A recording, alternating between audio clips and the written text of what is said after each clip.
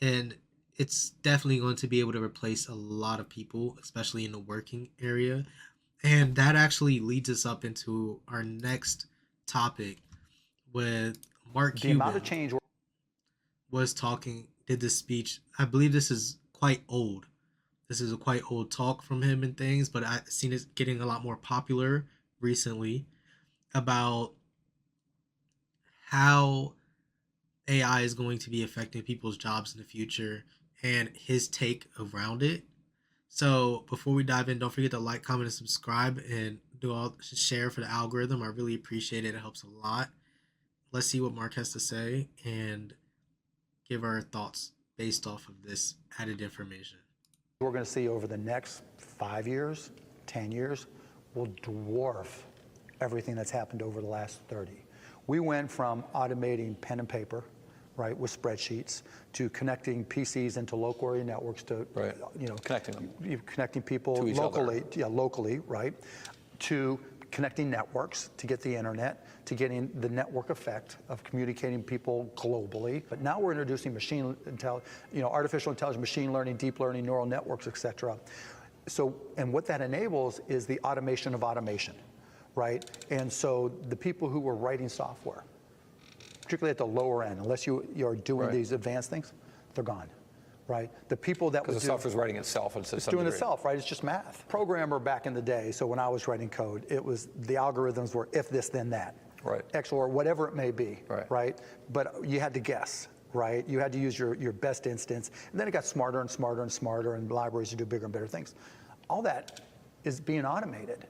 And so now you have to know how to use that stuff. So either software works for you or you work for software, and once the software takes over, you're gone. Right? So unless you understand that, you don't understand that the nature of work is changing, the nature of employment is going to change, and from a business, from a stock perspective. If you're in the Fortune 500, if you're an S&P 500 company, if you're in the Dow 30, right, if you're one of the bigger companies, you already know this. And in talking to a lot of these big companies, they know their workforces, and given the supply and demand of stocks, the supply is shrinking, and the demand is going up just as the economy grows. That's probably good news for stocks over the long term, but it's bad news for employment, and it's bad news for people who are disrupted. Well, and that's part of the thing, right? Is that there's a time when GM was the largest employer, and the companies like GM was what employment looked like. If Facebook's what it looks like, the revenue per employee at Facebook is infinitely larger than any automaker could ever make or any manufacturer could make. The difference is the time lag, right? The timeline. So what took 20 years before and then became 10 could be 5 or 3. And so when you start getting... I want to stop right there, specifically right there, because today we just did a thing about Gemini. They released the whole Gemini stuff and rebranded to be Gemini earlier this year. Talking about Google, I believe that's who has Gemini. They are on 1.5, and how much they managed to scale in a few months, their AI platform is insane. And he's right. He's just talking about what took 20 years, took this amount of time. What took 10 years is taking half as less time. And it just the timelines keep getting cut in half consistently. And it can be worrisome, even for engineers. You have to be able to use these products, of course, in the right proper ways and learn how to use them the right ways. But literally, he's right. We just watched Figure's robot and how it's working with AI. It's going to be able to produce and use people's jobs. We've seen Amazon implement robots into their systems to boost efficiency and things and not need any human workers. So then you question yourself and ask, what will humans be doing then? If robotics replaces many jobs and positions, what would humans be left to do? What would you do? How would you be living?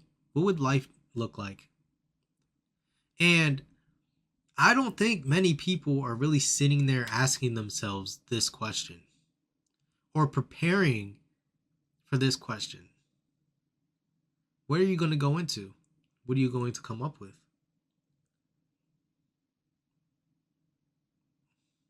It's I don't think the right questions are being asked. And I definitely don't think not all the right people are in control of where we're going in the future as far as making sure it's done the right way. Because these questions aren't being asked. I feel like you have to know where you're going before you just keep going full speed ahead at it and heads down working on it. You have to know where you're gonna stop at, you have to have this planned out the right way.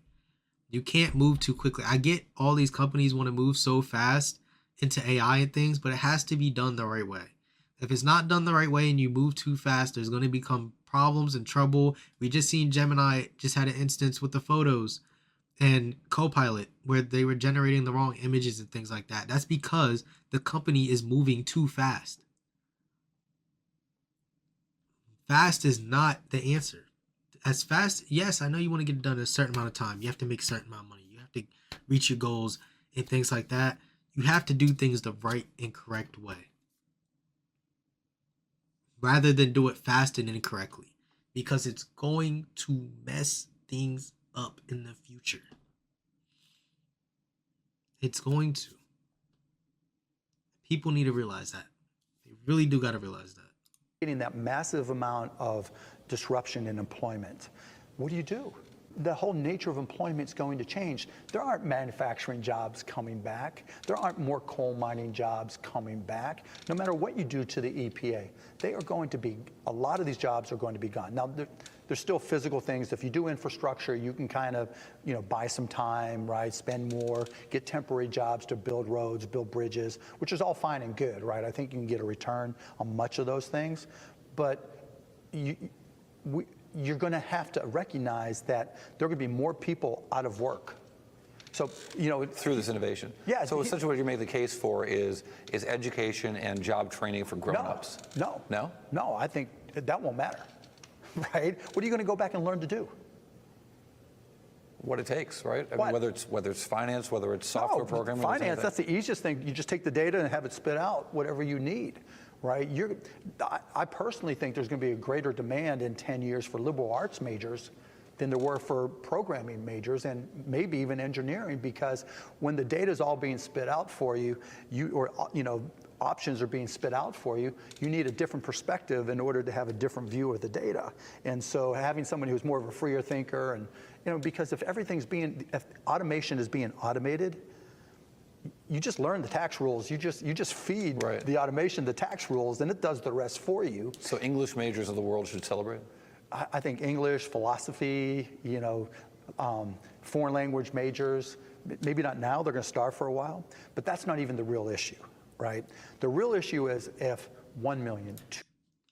I don't think they, I can get to a point to where he's saying, hey, they will be the ones that will see more use of going to the school to be able to learn and study under these different majors that aren't relevant right now. But those jobs don't pay. And I guess having a job that doesn't pay well is better than not having a job at all, of course. But at the same time, I feel like he's wrong in an instance, because there's going to be a hierarchy where these engineers and everybody are going to go to advance these products and stuff like that, and be the ones to be more technical with the use cases around all of these products. That's just how it's going to be. Literally. That's literally how it's going to go. It's not like they're going to have no use for us and stuff. We're going to find different uses and things, and these technological advancements are always going to have problems.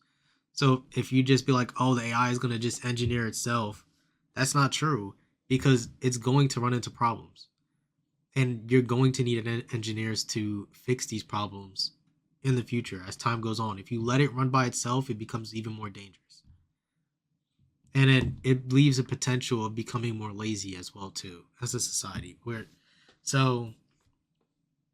I would take 2 million. I would take that kind of with a grain of salt of what he means. 3 million, 5 million people have their jobs disrupted. And we see the direction everything is going and how quickly it's going. What are you going to do with them? But yeah, I definitely agree with the part of what are you going to do with a lot of people, especially if they don't have a job anymore. Like literally, you don't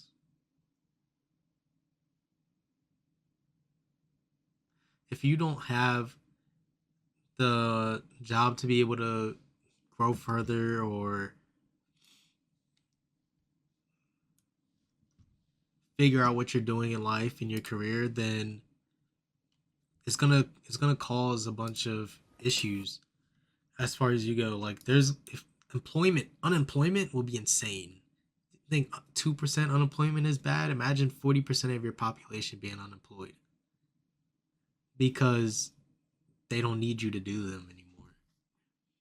That is literally one of the most scariest, insane things that's going to happen one day in the future if it's not managed the right way.